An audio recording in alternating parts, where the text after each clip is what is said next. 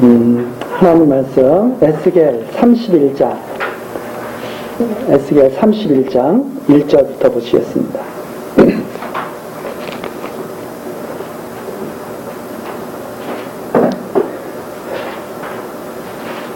제11년 3월 초 1일에 여호와의 말씀이 내게 임하여 가라사대, 인자야, 너는 애굽왕 바로와 그 무리에게 이르기를 내 큰 위엄을 네게 비하랴.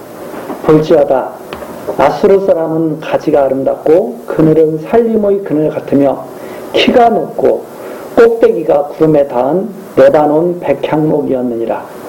물들이 그것을 기르며 깊은 물이 그것을 자라게 하며 강들이 그 심긴 곳을 둘러 흐르며 포의 물이 들의 모든 나무에까지 미치매 그 나무가 물이 많으므로 키가 들의 모든 나무보다 높으며 굵은 가지가 번성하며 가는 가지가 길게 빼어났고 공중의 모든 새가 그 큰 가지에 깃들이며 들의 모든 짐승이 그 가는 가지 밑에 새끼를 낳으며 모든 큰 나라가 그 그늘 아래 거하였었느니라.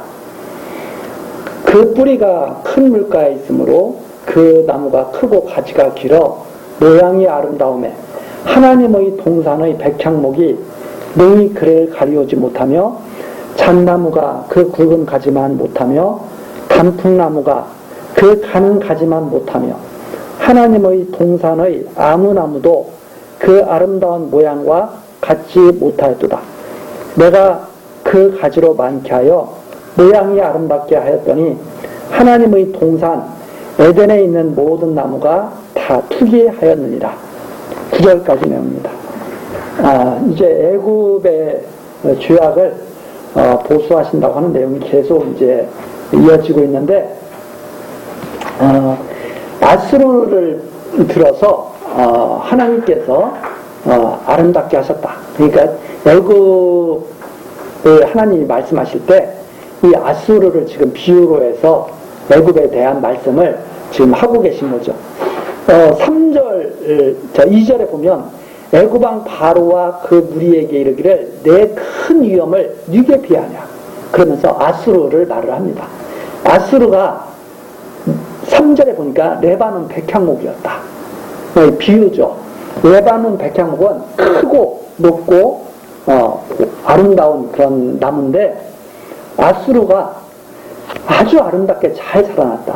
이 말은 강대국으로 아수르가 잘 자라난 거죠. 근데 그게 누구의 역사였냐면 하나님께서 그렇게 하신 거예요. 그게 바로 9절에 나오죠. 내가 그 가지로 많게 하여 모양이 아름답게 하였더니. 그러니까 아수르가 무슨 아수르의 왕들이 특별하게 다른 나라 왕들보다 머리가 엄청 좋고 똑똑해서 아수르가 그렇게 된 게 아니라 하나님께서 아수르가 큰 강대한 나라로 자라날 수 있도록 물을 대시고 여러 가지 역사를 하신 거예요. 그러니까 아수르가 그 당시에 최고의 강대국으로 막 자라나게 된 겁니다. 자라나게 되니까 그 아수르 밑에서 다른 나라들이 자잘한 나라들이 아수르를 강대국으로 섬기면서 살았던 거죠. 그것이 바로 하나님께서 지금 말씀하시는 내용입니다. 큰 나무에 레바논 백향목에 모든 그런 짐승들이 다 모여들어서 거기서 새끼도 낳고 이렇게 살지 않았느냐. 그런데 아수르를 강대국으로 만드니까 모든 나라들이 그 아수르 밑에서 이렇게 살고 있지 않았었느냐. 하나님이 그렇게 말씀하시면서 8절에 나오죠. 하나님의 동산에 백향목이 있는데 이 하나님의 동산이라면 에덴 동산이잖아요. 그 에덴 동산으로 비유되는 거죠. 백향목, 거기서 아름다운 나무가 자라고 있어요. 그게 바로 이제 이스라엘이었죠. 아름다운 나무가 자라고 있었는데도 아수르를 어떻게 할 수가 없는 거예요. 이 백향목이, 하나님 동산의 백향목이 능히 아수르, 레바논의 백향목을 덮지를 못하는 거예요. 왜 그랬는가 하면 하나님이 계속 키웠거든요, 아수르를. 그러니까 잣나무도 거기에 비하면 아무것도 아니고 단풍나무도 거기에 비하면 아무것도 아닌 거죠. 그러니까 그 레바논에서 자라는 그 백향목이 다른 나무와는 상대가 안 되게 아름답게 자라나는 거예요. 왜 그랬느냐면 하나님이 아름답게 했기 때문에. 그래서 그 나무들을 갖다가 나라로 비유하시면서 아수르가 왜 그렇게 강대국이 돼가지고 아수르 제국을 형성하게 됐나. 하나님께서 그렇게 하셨기 때문에 다른 나라들이 그걸 넘을 수가 없었던 것이다. 이렇게 지금 말씀하시고 있는 거죠. 그래서 이스라엘조차도 하나님 동산의 백향목조차도 레바논의 백향목을 가리우지 못했던 것이다. 결국 아수르에 의해서 북쪽 이스라엘이 다 망해버렸잖아요. 그걸 말씀하시는 거죠. 그러면서 10절입니다. 그러므로 나 주 여호와가 말하노라. 그의 키가 높고 꼭대기가 구름에 닿아서 높이 빼어났으므로 마음이 교만하였은자. 그런데 아수르가 높이 자라나면 자라날수록 교만해지는 거죠. 계속. 하나님이 그렇게 자라나게 하셨다는 것을 모르니까. 그걸 알면 교만해질 수가 없는데 그걸 모르니까 갈수록 교만해지는 거죠. 그래서 하나님을 알지 못하는 사람들의 특징이 뭐냐면 높이 올라가면 올라갈수록 교만해지는 거죠. 자기가 잘나서 그렇게 되는 줄 알고 하나님이 키우시는지를 모르고.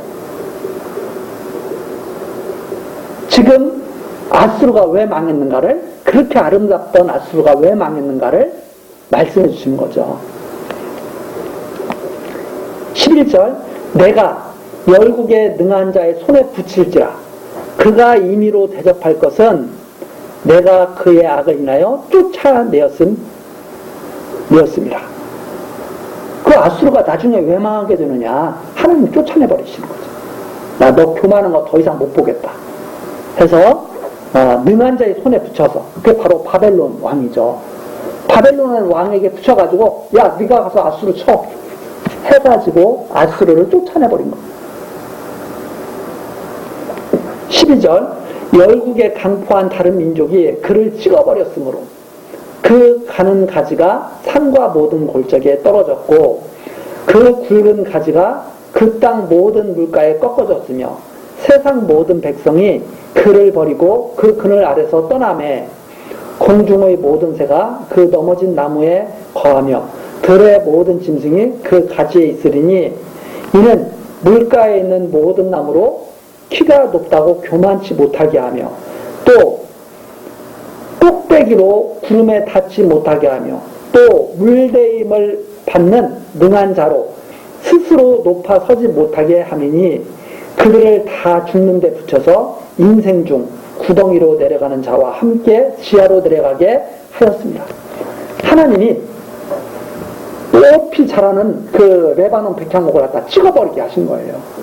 바벨론을 보내가지고 찍어버리게 하셨는데, 그러니까 거기서 살던 것들이 다 넘어지니까 다 나가 떠날 수밖에 없죠.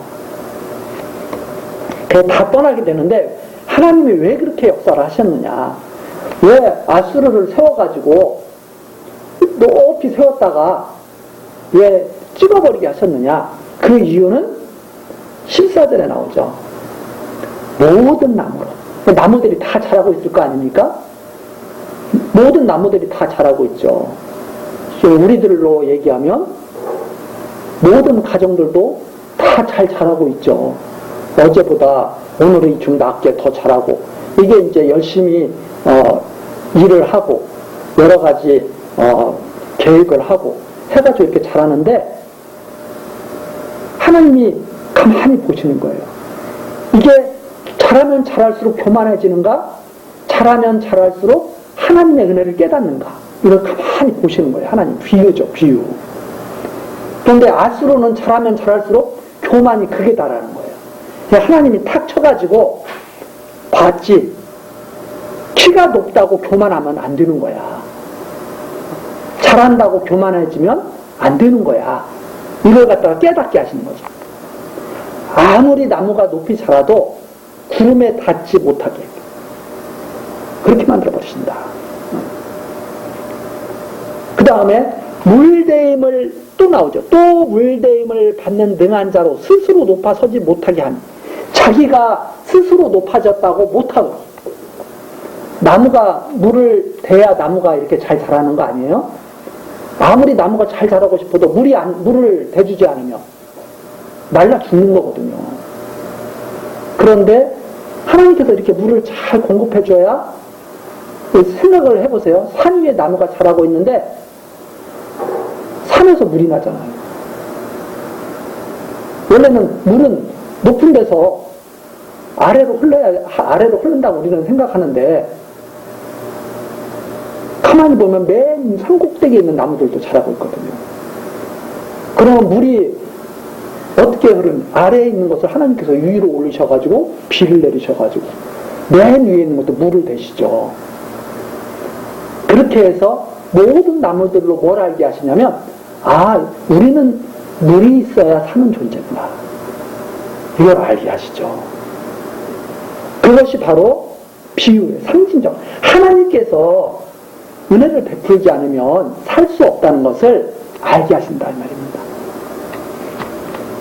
그래서 스스로 사는 것이 아니라 하나님의 능력으로 산다고 하는 것을 보이시려고 아수르가 높아지니까 하나님이 팍 쳐버리시는 거죠.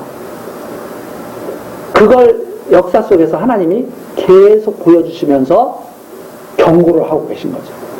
스스로 쓰는 것이 아니다. 만일 사람들의 노력으로 이런 모든 것들이 이루어진다면 지금까지 존재하고 있는 그런 제국들도 있을 거예요. 그런데 모든 제국들이 보면 다 때가 되면 다 쓰러져 버리거든요. 어떤 때, 특히 어떤 때, 교만해졌을 때, 우리 말고 누가 있으랴 하고 날뛸 때, 이 아수르가 그러다가 망한 거고, 바벨론이 그러다가 망한 거고, 헬라 그러다가 망한 거고, 로마도 그러다가 다 망한 거예요. 바로 그래서 어떻게 했느냐? 인생 중 구덩이로 내려가는 자와 함께 지하로 내려가겠다, 내가. 다 쓸어가지고 땅속에 다 묻게 했다. 악인들이 궁극적으로 가는 곳이 바로 그곳이죠. 다 땅속으로 들어가 버리도록. 교만한 자들이 가는 곳. 15절입니다. 나 주 여호와가 말하노라. 그가 음부에 내려가던 날에 내가 그를 위하여 애곡하게 하며 깊은 바다를 덮으며 모든 강을 쉬게 하며 큰 물을 그치게 하고 레바논으로 그를 위하여 애곡하게 하며 들의 모든 나무로 그로 인하여 쇠잔하게 하였느니라. 하나님께서 모든 것을 다 멈춰버리신 거죠. 음부로 내려가는 날. 그래서 4절에 보면 31장 4절에 보면 물들이 그것을 기르며 깊은 물이 그것을 자라게 하며 강들이 그 심긴 곳을 둘러오르며 보의 물이 들의 모든 나무에까지 미치네. 이게 하나님이 잘 되게 하실 때는 이렇게 하시는 거예요. 근데 구덩이에 던져버릴 때는 어떻게 하시냐면 깊은 바다를 덮으며 모든 강을 쉬게 하며 큰 물을 그치게 하고 애곡하게 하고 이렇게 하시는 거죠. 내가 그렇게 했다 하고 하나님이 15절에서 말씀하시면서 16절 하나님이 또 말씀하시죠. 내가 그로 구덩이에 내려가는 자와 함께 음부에 떨어뜨리던 때에 열국으로 그 떨어지는 소리를 인하여 진동하게 하고. 아수르가 망하는 걸 보니까 다 깜짝 놀라는 거예요. 아수르가 강대해가지고 망하지 않을 줄 알았거든요. 그래서 세상에서 이제 그런 말들이 있죠. 바둑 같은 거 하시는, 저는 바둑을 잘 모르는데 바둑 같은 거 하시는 분들이 대마 불사, 대마는 죽지 않는다. 그렇죠. 그래서 뭐 기업 같은 것도 큰 기업은 많은 사람들이 그렇게 생각하죠. 큰 기업은 절대 안 망해. 그런데 역사를 잘 살펴보시면 큰 제국도 때가 되면 망하고 큰 기업도 하루아침에 망하는 경우가 있습니다. 그래서 우리가 살던 때도 우리나라에 있던 큰 기업들 망하는 거 봤잖아요. 큰 기업들이 어느 날 갑자기 확 망하는 거죠. 우리나라도 갑자기 IMF도 맞고 그러잖아요. 이게 우리들은 단순히 이게 사람이 잘못해서 그래 이렇게 생각할 수도 있지만 그렇지 않습니다. 하나님이 역사하시면 아무리 강대한 나라도 순식간에 망할 수 있고, 하나님이 지키시면 우리나라처럼 조금 힘이 없는 나라도, 우리나라 역사가 오래잖아요. 힘이 없는 나라도 오랫동안 이렇게 하나님 은혜 가운데 지낼 수가 있는 거죠. 그래서 성경에서 이렇게 말하는 것이 뭐냐면 교만하면 안 된다. 하나님이 은혜 베풀어서 자라나게 하면 자라날수록 하나님의 은혜를 감사하면서 이렇게 살아야지, 높이 자랄수록 교만해지면 하나님이 이렇게 본을 다 보이셨다고 하는 것을 말씀하고 계시죠. 자, 16절 다시 보시면, 내가 그로 웅덩이에 내려가는 자와 함께 음부에 떨어뜨리던 때에 열국으로 그 떨어지는 소리를 인하여 진동하게 하였고, 물대임을 받은 에덴의 모든 나무 곧 레바논의 뛰어나고 아름다운 나무들로 지하에서 위로를 받게 하였느니라. 알고 봤더니 다 똑같아. 그렇죠? 아수르에게 망한 나라들도 맨 처음에는 아수르가 뭐 대단해서 그렇게 높고 우리는 별 볼 일 없는 건 줄 알았더니 아수르도 망하고 나니까 똑같이 다 응고해 드리는 거야. 이거 똑같은 거였구나 하고 이제 위로를 받는다는 말이죠. 이게 아주 비유적으로 비우는 모습이죠. 결국 다 똑같은 거였는데 괜히 잘난 척하고 산 거예요. 결국은 다 똑같은 거였는데 하나님께서 은혜 베풀어서 조금 높이 자란 것 뿐이었는데, 자기가 가장 높은 나무라고 자기를 따라올 자 누구냐고 교만하게 그러면서 다른 나라들을 괴롭혔던 거죠. 그걸 비유로 지금 하신 말씀입니다. 나중에 다 위로를 받는다. 그거 보면 17절, 그러나 그들도 그와 함께 음부에 내려 칼에 사륙당한 자에게 이르렀나니, 똑같다는 말이죠. 똑같이 다 음부에 내려가는 거예요. 그들은 옛적에 그의 팔이 된 자여 열국 중에서 그 그늘 아래 거하던 자요. 아수르 밑에서 살던, 꼼짝 못하고 살던 사람들인데, 아수르가 시키는 대로 하던 사람들인데, 하던 나라들인데, 아수르가 망하니까 아수르 밑에서 있던 나라는 다 똑같은 거죠. 그렇게 돼가지고 참으로 아무것도 아니었다는 것, 그것을 갖다가 말씀하신 거죠. 18절, 너의 영화와 광대함. 이제 애굽으로 다시 돌아갑니다. 2절에서 내 위엄을 네게 비하려 하고 애굽에게 말했잖아요. 너 아수르 알지? 아수르가 어떻게 됐는지 쭉 말씀해 주신 다음에 18절에서 그렇게 말씀하시는 겁니다. 애굽, 너의 영화와 광대함이 에덴 모든 나무 중에 어떤 것과 같은고? 너도 아수르보다는 못했잖아. 이렇게 말씀하시면서, 야, 너 백향목, 잣나무, 단풍나무 이런 여러 가지 나무들이 있었는데 너 어떤 나무와 같아? 너는 네가 생각하기에 하고 애굽한테 물어보시는 거죠. 아수르보다는 못했잖아요. 애굽이 딱 물어보면서 하나님이 그런데 왜 까불어? 그 말이죠. 아수르보다도 못한 게. 그래서 그러나 내가 에덴 나무와 함께 지하에 내려갈 것이요 거기서 할례받지 못하고 칼에 사륙당한 자 중에 누우리라. 너 할례받지 못한 자와 똑같은 거야. 너도 하나님께 할례받은 민족이었으면 하나님을 깨달아서 하나님 경외하면서 이렇게 지냈어야 되는데 너 할례받지 못했잖아. 칼에 사륙당한 자 중 똑같이 구덩이에 던져질 거야. 그러면서 이들은 바로와 그 모든 군대, 그게 바로 너야. 이렇게 말씀하죠. 그게 바로 너야. 나 주 여호와의 말이니라 하라. 그래서 하나님께서 지금 뭐라고 말씀하시냐면 애굽 보고 그렇게 말씀하시는 거죠. 야, 에스겔 보고 너 애굽에 대해서 선포하라.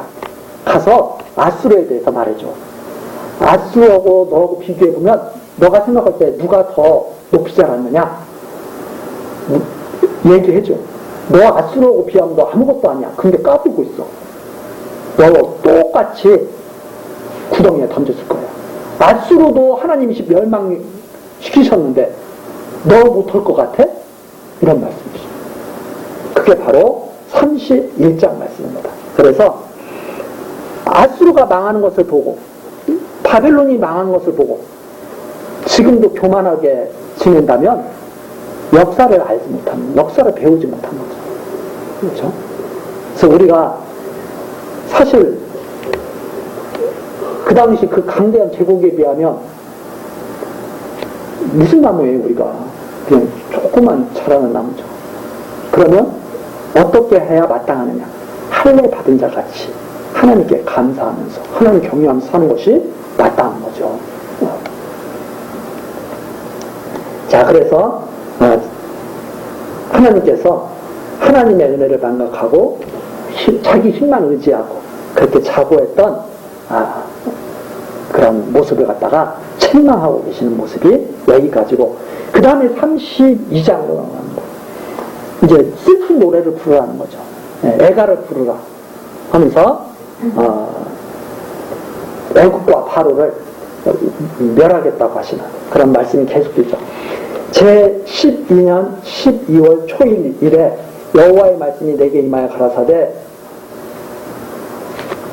인자야, 너는 애굽왕 바로에 대하여 애가를 불러 그에게 이르라.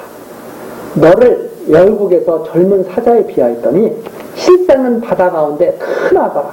강에서 뛰어 일어나 발로 물을 요동하여 그 강을 더럽혔도다. 이제 2절까지 내용입니다. 이때가 어느 때냐면 이제 예레미야 선지자의 그 글을 보면 이때가 유다의 일부가 애굽으로 도망가서 애굽에 있으면 안전할 거야 이렇게 해가지고 도망갔던 때가 바로 이때예요.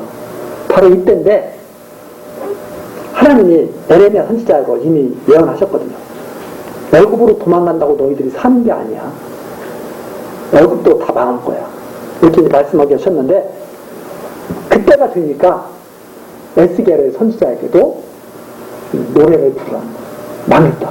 슬픈 노래를 부르라는 건데, 젊은 사자처럼 맨 처음에는 보였어요. 애굽이 젊은 사자처럼 보여요. 젊은 사자니까 막 넓은 지역을 뛰어다니면서 왕으로 트는 거죠. 맨 처음에는 그렇게 보였어요. 그런데 알고 보니까 애굽은 어느 정도였냐면 바다 가운데, 그러니까 그 강에서 노는, 여기는 바다라고 그랬는데 큰 강을 말해요. 큰 강. 그래서 큰 강 가운데서, 애굽하면 나일강이잖아요. 나일강. 거기에서 첨벙첨벙대는 악어에 불과했다. 그래서 원래 아수르나 이런 바벨론처럼 크게 강대하게 제국을 형성하는 그런 정도까지는 아니고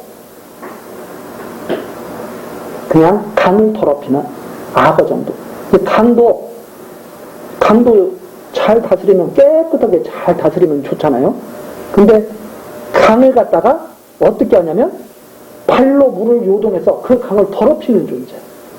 즉 무슨 말이냐, 형이면 그 주변에서 강대한 나라면 좀 강대한 나라답게 이렇게 좀 도와줄 나라는 좀 도와주고, 뭐 이렇게 좀 분쟁이 일어나면 야 싸우지 마 이렇게 하면서 해결하면서 이렇게 지내는 게 좋잖아요. 그런데 그런 역할도 제대로 못했다 이 말입니다. 애굽은. 우리 가정으로 얘기를 들면 가정 큰 대가족도 있고 작은 가족도 있죠. 그런데 작은 가족도 중에서도 이렇게 좀 크게 이렇게 마음도 쓰고 이러는 사람이 있는가 하면 큰 대가족에 맞이 돼가지고 한심하게 구는 사람들도 있잖아요. 애굽 보고 너 한심하게 군 거야 너 이렇게. 그래가지고 주변 나라들을 돕기는커녕 더럽히는 나라. 이렇게 하나님이 말씀하시면서 3절이죠. 나 주 여호와의 말이여, 내가 많은 백성의 무리를 거느리고 내 그물을 내 위에 치고 그 그물로 너를 끌어오리라. 내가 너 하도 강을 더럽히니까 이제는 내가 너 잡아내려고 그래. 이렇게 하나님이 말씀하시는 거죠. 다 비유죠. 악어를 잡아내신다는 말입니다. 그러면서 4절, 내가 너를 묻혀버리며 들에 던져 공중의 새들로 내 위에 앉게 할 것이며 온 땅의 짐승으로 너를 먹어 배부르게 하리라. 애굽의 멸망으로 다른 나라들이 더 배가 부를 것이다. 그동안 애굽한테 많은 괴롭힘을 당했는데 오히려 애굽이 망하니까 더 좋아하는 거죠. 5절 내가 내 고기를 여러 산에 두며 내 시체를 여러 골짜기에 채울 것이며 내 피로 내 헤엄치는 땅에 물대듯 하여 산에 미끄러지게 하며 그 모든 개천에 채우리로다. 내가 너를 불끄듯 할 때에 하늘을 가리워 별로 어둡게 하며 해를 구름으로 가리우며 달로 빛을 발하지 못하게 할 것이며 하늘의 모든 밝은 빛을 내가 내 위에서 어둡게 하여 어두움을 내 땅에 베풀리로다. 하나님께서 지금 하시는 말씀이 빛을 다 가려버리겠다. 나 주 여호와의 말이다. 그래서 애굽으로 하여금 빛을 보지 못하도록 비유죠. 완전히 컴컴한 데서 지내도록 그렇게 하나님이 만드시겠다. 결국 애굽이 지금까지 큰 소리치고 살 수 있었던 것은 하늘에서 빛을 비추시고 그리고 하나님이 첨벙첨벙 거리고 살도록 놔두신 거예요. 근데 그걸 모르고 적당히 첨벙첨벙 거려야지. 첨벙첨벙 거려도 더럽혔단 말이에요. 완전히 교만해가지고 주변에 있는 모든 나라들로 하여금 다 고통받게 하고 그런 것을 하나님 책망하시는 거죠. 9절입니다. 내가 내 패망의 소문으로 열국 곧 너의 알지 못하는 열방에 이르게 할 때에 하나님이 소문을 또 막 퍼뜨리셔요. 애굽이 망했다고 소문을 막 나게 하셔요. 그러면 많은 백성의 마음을 번뇌케 할 것이며 내가 그 많은 백성들로 너를 인하여 놀라게 할 것이며 내가 내 칼로 그들의 왕 앞에서 춤추게 할 때에 그 왕이 너로 인하여 심히 두려워할 것이며 뇌가 엎드러지는 날에 그들이 각각 자기 생명을 위하여 무시로 떨리로. 그래서 사람들이 지금도 그런 놀라운 일을 보면 다 벌벌벌 떠는 거예요. 예를 들어서 우리들도 그러잖아요. 안 망할 것 같은 데가 갑자기 망했어. 그러면 벌벌벌벌 떨게 되잖아요. 우리나라도 그렇게 되는 거 아니야? 막 이러고 그러는 거 아닙니까? 그래서 이것이 바로 하나님께서 내시는 소문에 의해서 다 그렇게 된다. 이것이 지금 하나님이 애가를 부르라고 합니다. 망해서 다 벌벌 떨게 하는 거죠. 망해서. 그 다음에 11절입니다. 나 주 여호와가 말하며 바벨론 왕의 칼이 내게 임하리라. 근데 드디어 이제 그게 누군지가 드러나죠. 누구를 부르시냐면 바벨론을 부르죠. 바벨론. 아수르로 망하게 하신 하나님이 이번에는 바벨론을 불러서 치시는 거죠. 그래서 느부갓네살 왕이 바로 애굽을 갖다가 심판하는 칼이 됩니다. 12절 내가 내 무리로 용사 곧 열국의 무서운 자들의 칼에 엎드러지게 할 것이며 그들이 애굽의 교만을 패하며 그 모든 무리를 멸하리로다. 애굽으로 교만하지 못하게 바벨론을 보내신 거예요. 그러면 그것을 보고 아수르가 교만하다가 망했고 애굽이 교만하다가 망하는 거 보면 바벨론은 교만하지 않아야 될 것 같은데 또 교만한 거죠. 그 정도로 어리석은 거죠. 역사의 의미를 알지 못하고 하나님께서 지금 왜 그런 역사를 하시는가를 다 지금 말씀해 주고 계시잖아요. 내가 그렇게 하는 것은 교만치 못하게 하려고 그러는 거야. 하나님의 물됨이 없으면 죽는다는 것을 알게 하려고 그러는 거야. 이거 다 말씀해 주고 계신데 우리는 역사를 보면서도 그렇게 깨닫는 것이 아니라 우리는 역사를 보면서 아니야. 저 망하는 거 보니까 나는 더 잘해야 돼. 그래서 내가 더 잘하면 나는 안 망할 거야. 이렇게 생각하는 거죠. 근데 이거 역사를 제대로 보면 아무리 강대하고 아무리 준비를 잘해도 하나님의 은혜가 끊어지면 망하는 거구나. 이걸 알고 하나님께 겸손한 삶을 살고 하나님의 은혜를 간구하고 이제는 영원토록 은혜를 주신다고 또 하나님 그러셨거든요. 그러니까 어떻게 해야 우리가 하나님의 그 보호하심 속에서 살 수 있는가를 명확하게 성경은 알려주고 있는데 그걸 믿지 않는 거예요. 자, 그래서 여기에 보면 12절 애굽의 교만을 폐하며 그 모든 무리를 멸할 것이다. 그러면서 13절입니다. 내가 또 그 모든 짐승을 큰 물가에서 멸하리니 사람의 발이나 짐승의 굽이 다시는 그 물을 흐리지 못할 것입니다. 즉 애굽이 악어였잖아요. 그 악어가 물을 갖다가 막 턱멍대면서 다 더럽혔잖아요. 그런데 앞으로는 그렇게 못 터져야겠다. 그러니까 애굽으로 앞으로 엄청나게 무슨 강대국이 돼가지고 세계를 호령하거나 그러지 못하게 하겠다 하시는 말씀이 여기 나왔습니다.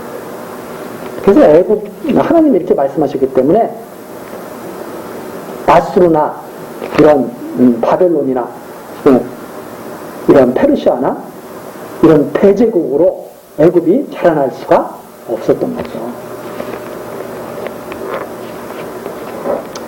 14절 그때 내가 그 물을 맑게 하여 그 강으로 기름같이 흐르게 하리로다. 나 주 여호와의 말이니라. 네, 하나님께서 애굽을 열어가지고 물을 이렇게 깨끗하게 해가지고 그 강으로 기름같이, 기름이라고 하는 것은 이제 하나님의 축복의 상징이거든요. 그러니까 하나님께서 정말 이 은혜를 베푸시는 그런 것을 깨닫게 하는 이제 그런 강이 되도록 그렇게 하나님이 하신다고 하는 그런 비유입니다. 그래서 애굽이 이렇게 망하는 것을 딱 보면서 하나님의 은혜가 강같이 흘러야 그것이 아름답게 지속이 된다고 하는 것을 우리가 다시 한번 확인해 볼 수 있죠. 그래서 이것은 바로 메시아 시대 때 바로 이렇게 하나님의 은혜가 강같이 생수같이 흘러나올 것을 갖다가 바라보게 하는 그러한 내용들이 여기에 암시가 되어 있다고 이렇게 우리들이 해석할 수가 있죠. 15절 내가 애굽 땅에서 황무하여 사막이 되게 하여 거기 풍성한 것이 없게 할 것이며 그 가운데 모든 거민을 치리니 그들이 나를 여호와인 줄 알리라. 하나님께서 이렇게 말씀하신 대로 잘 이루어지면 하나님이 정말 여호와구나. 그래서 지금 그렇게 이제 교회 다니는 분들한테 어떤 하나님을 믿습니까? 그러면은 대답하기 참 어려워하죠. 어떤 하나님 믿느냐? 저한테 복 주실 하나님이요. 우리를 지키시는 하나님이요. 물론 맞습니다. 그러나 그 답은 아주 단편적이죠. 가장 근본적인 답이 뭐냐면 하나님을 여호와인 줄 아는 거예요. 여호와로 믿는 거죠. 여호와로. 예수를 그리스도로 믿는 거죠. 무엇을 믿느냐? 당신은 어떤 하나님을 믿습니까? 나는 여호와 하나님 믿습니다. 나는 예수가 그리스도이심을 믿습니다. 이것이 믿는 거죠. 그런데 순진하게 해주실 것을 믿어요. 그것은 해주실 수도 있고 안 해주실 수도 있는 거죠.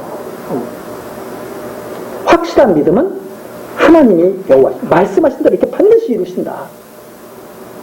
그리고 예수를 그리스도로 보내서 우리를 구원하실 것을 믿는 거죠. 그래서 기독교의 믿음의 핵심이 바로 그거죠. 어떤 하나님을 믿느냐? 여호와 하나님을 믿는다. 예수를 그리스도로 우리의 구속주를 믿는다. 이게 믿음에 대한 정의, 이렇게 아주 확실하고 간결한 그런 정의라고 할 수 있습니다. 당신이 갖고 있는 믿음은 나 예수로 그리스도 믿습니다. 하나님을 여호와로 믿습니다. 이것이 내가 갖고 있는 믿음입니다. 이렇게 답할 수가 있죠.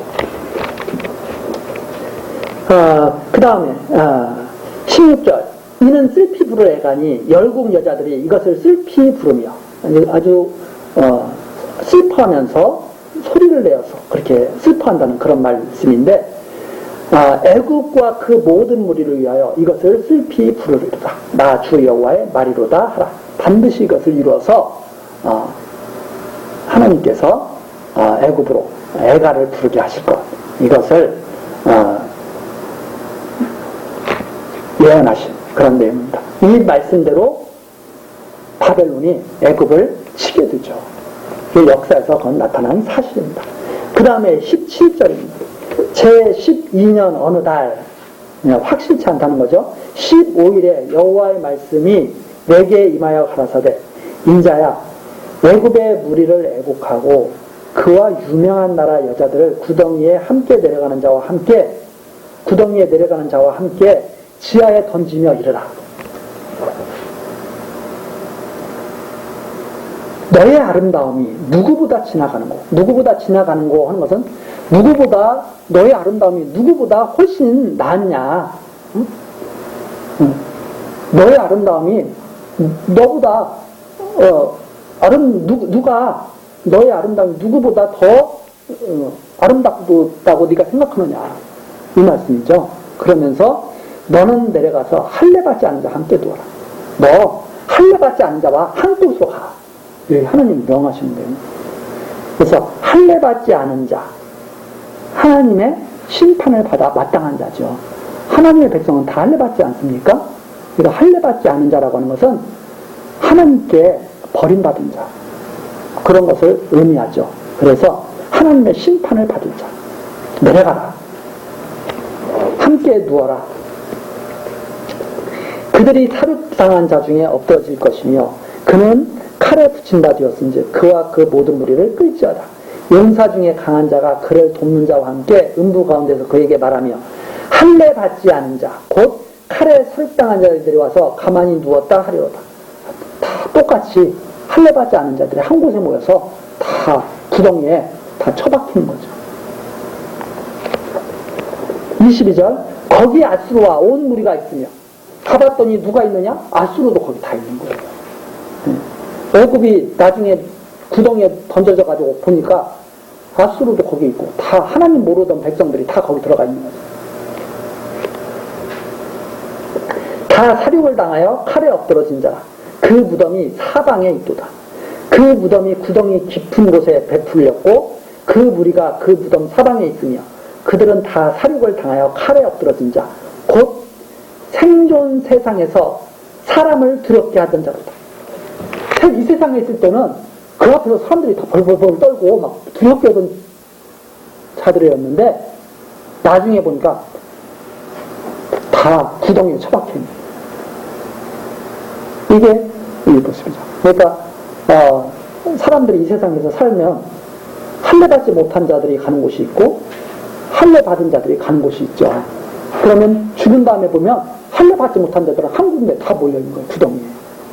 그래가지고 이 세상에서는 막 큰 소리 치고 땅땅거리면서 살았는데 아수르가 그러지 않았습니까? 아수르가 어디 간 줄 몰랐어요. 애굽이 내려가서 보니까 자기하고 같은 곳에 있는 거예요. 이렇게 비유로 말씀해 주시는 거죠. 그래서 아주 이 세상에서는 권세를 누린다고 해서 죽은 다음에 권세를 누릴 거라고 생각하는 것은 큰 착각이라는 것을 우리가 여기서 알 수가 있습니다. 예수님께서 그런 말씀을 해주잖아요. 거지 나사로. 부자와 거지가 죽었는데 이 땅에서 부자가 똥똥거리면서 잘 사는 거예요. 그런데 그 가난하게 살던 나사로가 죽은 다음에 보니까 아브라함의 품에 안겨 있어요. 위로를 받고 있어요. 부자가 딱 보니까 자기는 이 세상에서 부자로 살았는데 자기는 너무 고통스러운 곳에 가 있는 거예요. 그러니까 나를 좀 건져달라고 그러는데 야 여기는 너가 여기는 건너고 서로 건너갈 수가 없다.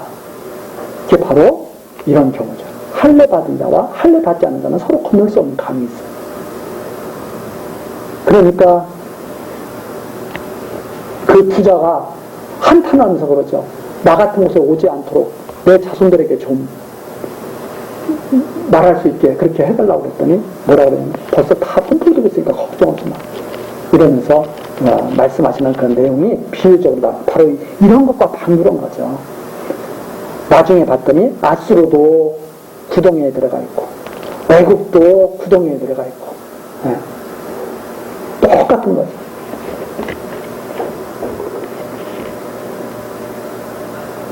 24절 거기에 봤더니 나라들이 다 있어요. 거기에 엘람이 있고 이 엘람도 아주 싸움을 좋아했던 나라로 알려져 있거든요.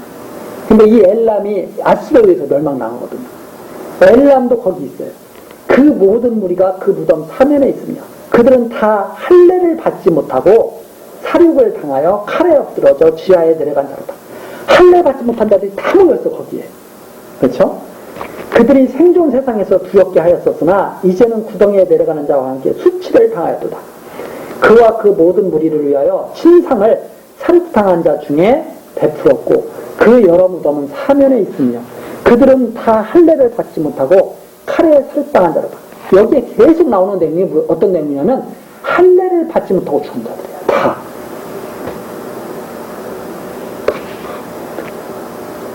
그들이 생존 세상에서는 두렵게 하였었으나 그런데 생존 세상에서는 큰 소리 다 치던 자들이에요. 생존 세상에서는 두렵게 하였었으나 이제는 구덩이에 내려가는 자와 함께 수치를 당하고 살육당하는 자 중에 니었도다. 26절 또 나오죠. 메섹과 두발, 거기에 메섹과 두발과 그 모든 무리가 있고 그 여러 무덤은 사면에 있으며 그들은 다 할례를 받지 못하고 칼에 살육을 당한 자로다. 다 역사 속에 나오는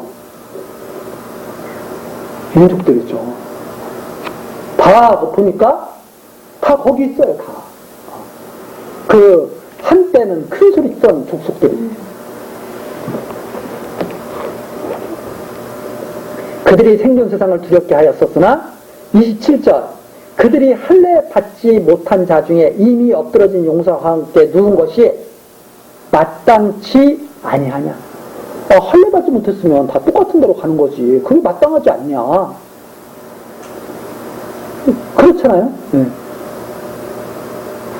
그러면서 이 용사들은 다 병기를 가지고 음부에 내려가 자기의 칼로 베게 하였으니. 병기를 왜 가지고 있어요?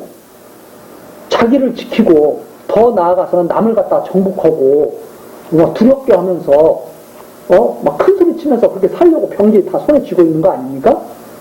그런데 보니까 그거 가지고 다 어디로 내려가냐면 다 구덩이에 처박혀 있어. 예수님께서 칼을 들지 말라고 하신 말씀이 여기에서 우리가 생각나죠. 예수님께서 야 칼로 하면 칼로 다 당하는 거야. 응? 칼로 하지 마라. 이렇게 예수님께서 잡히실 때 말씀하시는 그 내용이 우리가 생각나죠. 병기를 가지고 다 음부에 내려갔어. 그리고선 그거 다 베고 있어. 그 백골이 자기 죄악을 졌습니다. 이게 얼마나 무서운 죄악 가운데 있었던 자들인가가 다 드러나는 거죠. 백골이 돼가지고 병기를 베고 다 누워있는 거예요. 생존 세상에서 용사의 두려움이 있던 자로다. 막 살아있을 때는 그 칼을 막 큰 칼을 휘두르면서 다른 사람의 간담을 서늘케 하면서 큰 소리 치면서 살았는데 나중에 죽은 다음에 보니까 백골이 돼가지고도 그 칼이 되고서는 구덩이에 처박혀 있더라 이 말입니다. 이게 하나님께서 에스겔로 부르라고 하는, 전해주라고 하는 그런 말씀이죠. 그래서 28절 오직 너는 할례 받지 못한 자와 일반으로 패망할 것이며 칼에 살육당한 자와 함께 누리라. 여기서 너는 애굽이죠. 너가 이렇게 될 거야. 애굽에게 하시는 말씀이에요. 바로 너가 앞에서 갔던 아수르나 엘람이나 메섹과 두발처럼 너도 그곳에 똑같이 가는 거야. 이렇게 말씀하시는 거예요. 29절 그리고 더 말씀해 주시죠. 거기 에돔 곧 그 여왕과 그 모든 방백이 있으며 그들도 강성하였으나 칼에 살육당한 자와 함께 있겠고 할례 받지 못하고 구덩이에 내려간 자와 함께 누리라. 거기 에돔도 있잖아. 또 그러죠. 또 30절 거기 살육당한 자와 함께 내려간 북방 모든 방백과 모든 시돈 사람 즉 다메섹, 시돈 이런 데를 말하는 거죠. 북방. 그래서 시돈 사람이 있으며 그들이 본래는 강성하였으므로 두렵게 하였으나 이제는 부끄러움을 품고 할례 받지 못하고 칼에 살육당한 자와 함께 누웠고 구덩이에 내려가는 자와 함께 수욕을 당하였다. 나중에 보니까 거기 다 있는 거예요. 별볼 일 없어. 이 세상에서 막 큰 소리 치고 그래도 할례 받지 못하니까 다 똑같은 곳에 모여가지고 다 수치를 당하고 있다 하는 말입니다. 31절 바로가 그들을 보고 그 모든 무리로 인하여 위로를 받을 것이며 칼에 살육당한 바로와 그 온 군대가 그러하리로다. 나 주 여호와의 말이다. 이건 비웃는 거죠. 즉 무슨 말이냐, 바로가 거기 내려가서 그러는 거예요. 똑같네 뭐. 나 혼자만 온 건 아니네 뭐. 이러면서 위로를 받는다는 거예요. 그게 위로가 아니죠 사실은. 정말 스스로를 갖다가 비천하게 여기는 거죠. 아, 나도 똑같았구나. 저들과 나와 다른 게 하나도 없었구나. 그런 말이죠. 그러면서 32절 내가 바로로 생존 세계에서 사람을 두렵게 하게 하였었으나, 여기 32절 딱 나오죠. 바로가 왜 세상에서 날뛰면서 사람들을 두렵게 했느냐, 하나님께서 바로로 그렇게 하도록 하나님께서 힘을 주신 거예요. 나오잖아요. 내가 바로로 생존 세상에서 사람을 두렵게 했으나, 그러니까 바로와 바로 밑에서 벌벌 떨던 경우는 상대적 관계예요. 그걸 위에서 딱 다스리는 분은 누구냐? 하나님이 야 바로야 너 사람을 좀 다스려, 이렇게 해서 강대한 나라를 줬으면, 바로가 할례를 받았으면 그랬을 거예요. 하나님 뜻을 받들고 제가 잘 다스리겠습니다 이랬을 거예요. 그런데 할례 받지 못했기 때문에 교만해가지고 자기가 하나님이냐 칼을 들고 설치다가 구덩이에 처박히게 된 것이다, 이런 말.